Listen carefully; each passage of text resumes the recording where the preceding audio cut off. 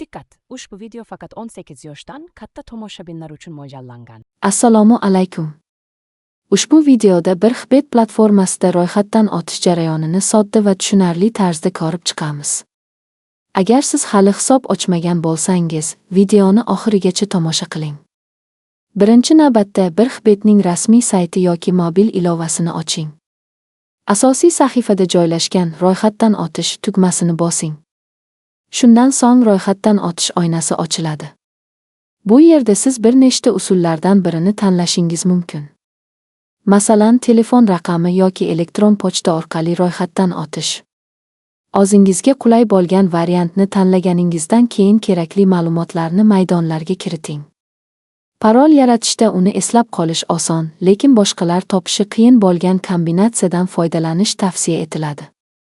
Bu hisobingiz xavfsizligini oshirishga yordam beradi.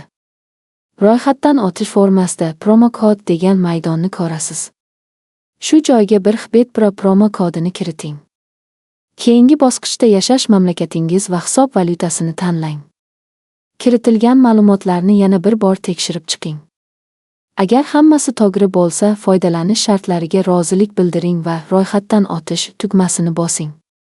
Ayrim hollarda tizim telefon raqamingiz yoki elektron pochta manzilingizni tasdiqlashingizni so'rashi mumkin. Bunday vaziyatda sizga yuborilgan tasdiqlash kodini kiriting va hisobingizni faollashtiring. Hisob ochilgandan so'ng shaxsiy profilingizga kirishingiz mumkin. Profil bo'limida kiritilgan ma'lumotlarni tekshirish va hisob sozlamalarini boshqarish imkoniyati mavjud. Har doim ma'lumotlarni to'g'ri va ehtiyotkorlik bilan kiriting.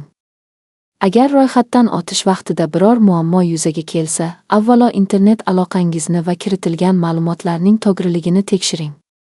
Ko'pincha kichik xatolarni tuzatish orqali jarayonni muvaffaqiyatli yakunlash mumkin. Shu tariqa ro'yxatdan o'tish jarayoni yakunlanadi. Umid qilamizki, ushbu qo'llanma siz uchun foydali bo'ldi va barcha bosqichlarni tushunishga yordam berdi. Videoni foydali deb hisoblasangiz, kanalni kuzatib boring va yangi qo'llanmalarni o'tkazib yubormaslik uchun obuna bo'lishni unutmang. E'tiboringiz uchun rahmat va keyingi videolarda ko'rishguncha xayr.